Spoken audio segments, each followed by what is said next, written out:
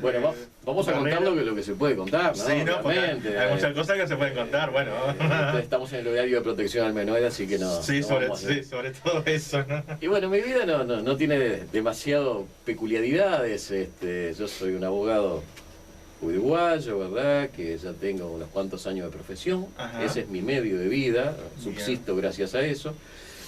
Tengo un estudio jurídico en Tristán Narvaja 18 de julio, pleno centro, que lo tengo, a Dios gracias, hace muchos años, que es propiedad mía, y bueno, y básicamente atiendo en forma independiente, en lo que se llama el ejercicio liberal de la profesión. Atiendo diversos clientes, que pueden ser comerciantes, pequeñas empresas, y sobre todo particulares. Y incluso digamos, el área que yo me aboco no es ni siquiera el derecho penal, sino más bien el derecho civil y comercial. He tenido temáticas de derecho penal, pero en forma muy puntual, o sea, sin embargo me gusta como hobby, como pasatiempo, como complemento de mis estudios jurídicos, el estudio del derecho penal y sobre todo de la criminología, la cual se puede decir que es una rama, o algunos dicen directamente que es una ciencia jurídica independiente. Y dentro de la criminología, todavía algo más específico, que es toda la problemática vinculada a los asesinos seriales. Lo cual me ha llevado incluso a esa pasión que podrá ser un poco extraña para algunos, sí, o por lo menos extraña en nuestro país. O poco común de repente, ¿no? En Uruguay es poco común, vamos a entenderlo. En Uruguay hay muy pocos criminólogos. Miré 2 o 3 que son catedráticos de facultad. O sea, la criminología como ciencia en Uruguay está muy poco desarrollada. ¿Y qué diremos de otras especialidades dentro de la criminología? Como venía comentándote, el tema de los asesinos en serie, lo que se llama el perfilamiento o profiling criminal, para usar una palabra británica, que es la caracterización que hacen determinados expertos policiales que hacen un diagrama psicológico que permite eventualmente la captura de asesinos seriales. Bueno, eso es ciencia ficción en nuestro país, no existe. Existe en Estados Unidos, en Inglaterra, en la Unión Soviética. Pero sí, la criminología, aunque no tan avanzada, existe. Bueno, también existimos los que se llama con una palabra inglesa, que no la voy a traducir, pero los criminólogos de salón. O sea, ¿qué quiere decir eso? De salón, no de sillón. Bueno, aquellos aficionados a la criminología, ¿no? O sea que obviamente no somos ni investigadores policiales, ni tampoco tenemos un título universitario al respecto. O sea, mi único título universitario es el clásico de abogado. Muy bien. Pero he incursionado bastante, hace años que he insistido en la temática criminológica, sobre todo en esa especialización de los asesinos en serie y todavía en una especialización mucho mayor. Si ponemos el gran círculo sería la criminología, un círculo pequeño dentro de ese gran círculo sería la temática asesinos seriales, y todavía un circulito más chico sería el estudio específico del asesino serial Jack el Destripador, del cual desde el 2008 he estado publicando libros, monografías, he estado haciendo todos los estudios con la mayor objetividad y profundidad posible al respecto. Y bueno, y me he animado a editar un par de libros al menos, del cual tú en el diálogo inicial ya le mencionaste a tu audiencia, ¿no? Que el último de ellos se titula Jack el Destripador, la leyenda continúa, y es un poco el motivo por el cual estamos acá, sin perjuicio de que estoy a las órdenes para cualquier pregunta o interrogante que tus oyentes tengan. Bien, queremos saludar a Joey, que nos escucha desde la zona del Camino Maldonado, Barrio Blanco. Nos están escuchando, me mandan una foto, mirá qué grande el Víctor. Ese saludo a tu invitado y dice... Y bueno, acá le mencionan a Claudia que la estamos invitando. Sí, Claudia, si andás por ahí cerca, arrímate por acá, que me gustaría que estuvieras. Y ya estamos por acá todos en compañía. Estamos en compañía de unos buenos mates amargos desde la mañana, ¿eh? Ah, sí. Sobre todo eso. Mate al estilo argentino, como va Gabriel. Yo traje yerba argentina, que se me está terminando, y dicho sea de paso. Así que vamos a darle a la Canarias o alguna yerba uruguaya nomás. Sí, no. Sí, tenés un acento medio porteño, me parece. No. Tipo parecido a mi tío, por eso. Casi dije, por suerte me olvidé que tengo amigos en Argentina que capaz que sí, no, que te matan. Como esto lo vamos a subir a la web, se van a enojar. No, sí. Pero creo que no, te equivocas. Soy de acá, bien uruguayo, montevideano, ¿no? Bien capitalino. Sí, sí, ¿no? Muy bien, entonces. Bueno, queremos saludar también a Andrea, que nos escucha desde Artigas, que bueno, ella no va a escuchar desde el programa de la pero ella quiere escuchar el programa, me dice por ahí. Así que, Andrea, un gran abrazo para vos. Te saludamos desde Empalme College, aquí en el departamento de Canelones. Ella viene allá del norte. También aprovechamos para saludar al maestro Juan, nuestro gran amigo de allá de Artigas, que siempre está en la sintonía. Nos ha mandado una cantidad de información. Estamos en deuda con el maestro Juan de allá de Artigas, que es impresionante. Yo siempre lo menciono y muy conocido en el entorno, y en el medio más todavía por aquellos lados. Muy bien, entonces nos vamos inmediatamente ahora entonces a hablar un poquito sobre este gran libro que lo tengo en mis manos, ¿sí? Que lo vamos a compartir. Vamos a ver si yo o Santiago, vamos a ver cuál de los dos. Bueno, ha sido un gusto secárselo, espero que lo lean realmente, que no se aburran, que les resulte ameno. Sí. Y bueno, estoy a la espera de alguna pregunta, vamos al grano, porque sí, a prolongar tanto, tus oyentes se van a cambiar de... Sí, la sintonía se nos va a ir, nos va a matar, nos van a matar. Bueno, muy bien, entonces nos vamos un poco a hablar sobre Jack el Destripador. ¿Quién era para vos el Jack? O sea, ¿quién es para vos podría llegar a...? Porque supuestamente no se ha descubierto quién es todavía, pero se ha investigado mucho, ¿no? Precisamente, Víctor, el gran misterio que le da un tremendo impulso mediático a toda la temática de Jack el Destripador es su no descubrimiento, la incógnita, el misterio que rodea. Porque si hubiera sido un criminal que hubiera sido desenmascarado, sometido a la justicia, apresado y se supiera, incluso hasta los móviles, se conociera datos específicos de su vida, en gran medida se hubiera diluido, hubiera desaparecido todo ese encanto, todo ese atractivo que tiene hasta el día de hoy. No olvidemos que estamos hablando de sucesos macabros, trágicos, pero que sucedieron hace muchísimo tiempo. Estamos hablando de 127 años a la fecha. Es más, el pasado 31 de agosto, o sea, hace unos poquitos días, se cumplieron exactamente 127 años del considerado primer crimen clásico o canónico de Jack el Destripador, que fue el homicidio de este asesino sobre una víctima llamada Marianne Polly, que era su apodo, Nichols, prostituta, al igual que todas las demás víctimas de Jack el Destripador. Y bueno, por lo menos para los estudios clásicos, para lo que opinan los expertos en el tema, Marianne Polly Nichols es la primera víctima que fue victimizada un 31 de agosto. Si somos más específicos, se encuentra su cadáver a las 3:45 de la madrugada en el distrito, en el paupérrimo y sórdido distrito de Whitechapel, que es donde se contextualizan todos estos homicidios. Eso es lo primero que hay que destacar para que el oyente que no tiene por qué tener conocimientos de esto, por lo menos vaya disponiendo de una idea vaga al respecto. El contexto es la llamada época victoriana. ¿Por qué? Porque Inglaterra estaba gobernada por la reina Victoria. Además, Inglaterra en ese momento era el país más poderoso económicamente, militarmente, socialmente del mundo conocido. Sigue siendo una gran potencia, por supuesto, Inglaterra hasta el día de hoy, pero lo era más todavía en la llamada época victoriana, que fue una época gloriosa para los británicos.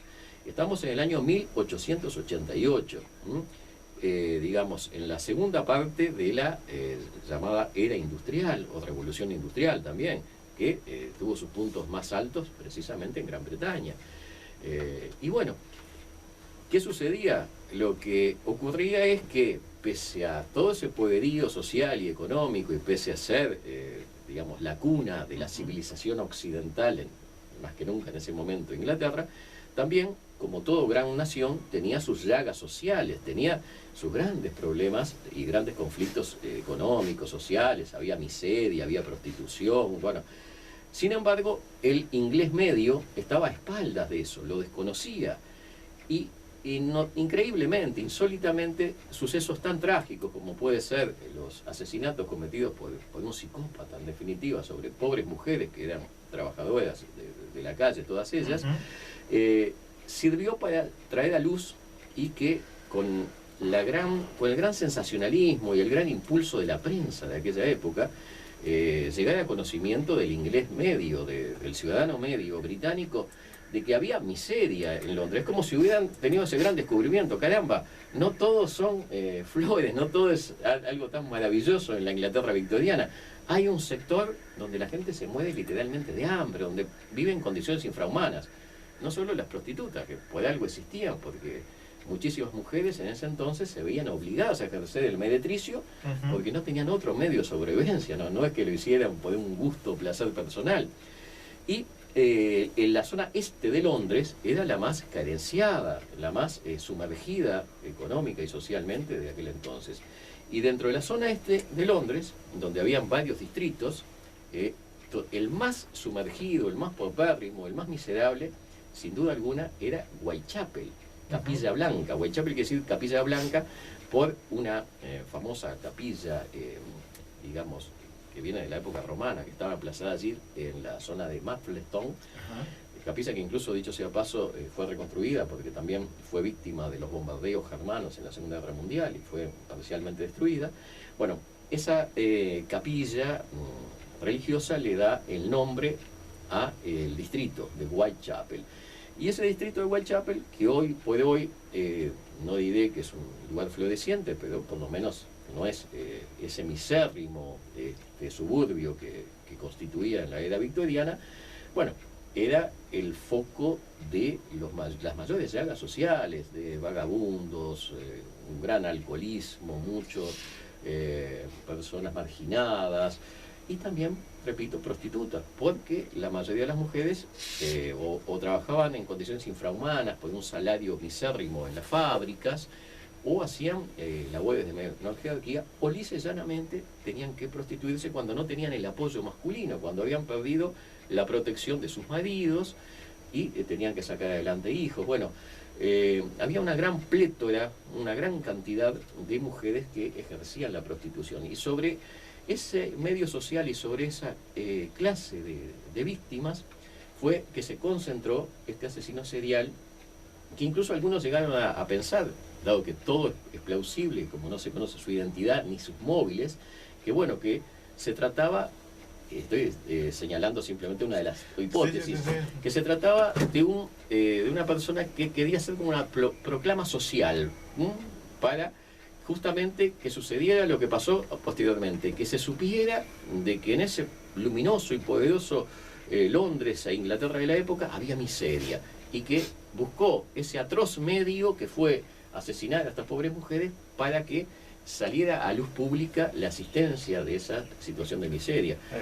Insólitamente, aunque yo no comparto esa hipótesis, esa teoría, sí tengo que decir de que sirvió, aunque parezca macabro, ¿verdad? Porque nunca el crimen sirve para algo, sirvió para que se crearan, digamos, el equivalente a las ONG actuales, ¿verdad? Organizaciones no gubernamentales en la época victoriana, y se palió, se remendó de alguna manera toda esa precariedad, porque se derribaron barrios que eran tugurios, que eran focos de infección, focos de pobreza, y se levantaron viviendas más dignas y decorosas para los trabajadores de la época. Lo cual fue una mejora parcial, tampoco se mantuvo mucho en el tiempo. Es más, a los pocos años está, digamos, constatado de que otra vez se vuelve a una situación de pobreza y de miseria, pero hubo un cierto cambio que, por supuesto, uno considera de que no tuvo nada que ver en forma intencional y voluntaria el asesino anónimo Jack el Estripador en ese progreso, digamos, en cuanto a lo edilicio, en cuanto a la actuación de estas ONG que fueron beneficiosas para los pobres. O sea, no fue la intención, obviamente, de este psicópata asesinar para que este aspecto positivo surgiera. Fue una casualidad, yo lo adjudico a la casualidad, pero digamos, si uno analiza y conoce un poco lo que es la vida y obra macabra de los asesinos en serie, raramente sus actos sirven para algo. O sea, sus actos son deplorables y siempre son negativos y destructivos. En este caso, aunque sea de rebote y de pura casualidad, indirectamente, los actos de este psicópata llamado Jack el Estripador fueron relativamente beneficiosos para los sumergidos pobladores de Whitechapel y en general del este de Londres. Bien, tengo dos preguntas. Primero, ¿todas las víctimas fueron todas carácter meretriz en realidad? Exactamente.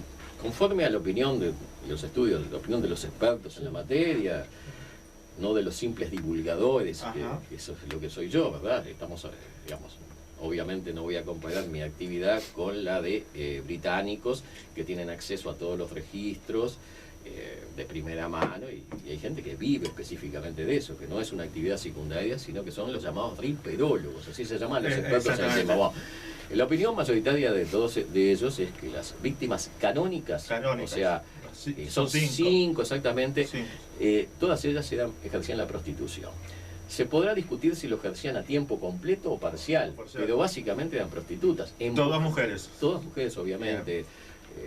Digamos, la prostitución masculina, si es que existía, no estaba divulgada, no estaba difundida. En aquella época, porque después por allí surge alguna, después te voy a comentar algún artículo por ahí en algún momento, que hacen referencia también a algo que aparentemente hubo un hombre ahí, pero que hasta ahí se descarta. Después te voy a comentar un poco eso. Bueno, está bien, es toda novedad para mí es un gusto discutirla, ¿no? Exactamente. Porque sigo con... Pero sabemos que la víctima canónica son 5. Son 5, o sea, la primera que mencioné anteriormente, Marianne Polly Nichols, victimizada la madrugada del 31 de agosto de 1888. Pocos días después, el 8 de septiembre, cae bajo el cuchillo de Jack el Estripador Annie Chapman, en un lúgubre callejón donde ella ejercía la prostitución, porque estamos hablando de mujeres que ejercían el meretricio de la manera más misérrima, ¿verdad? O sea, en callejuelas, levantándose aquellos pesados pollerones de la época para practicar el coito de pie junto a sus clientes que en su mayoría eran borrachos, gente... En fin, se pueden imaginar las condiciones nauseabundas, poco menos, de que era el ejercicio de la prostitución desde entonces. No estamos hablando de burdeles donde los clientes iban a habitaciones, no. Eso, en la vía pública, la calle. Eso ocurría en la otra parte de Londres, en el West End, en el Londres, digamos, de otro poder económico. Eso te va a hacer una clase social más exactamente. Pero en el este de Londres y en el misérrimo distrito de Whitechapel, el ejercicio de la prostitución se llevaba a cabo en las condiciones más miserables, en fin, más paupérrimas, ¿no? Exactamente.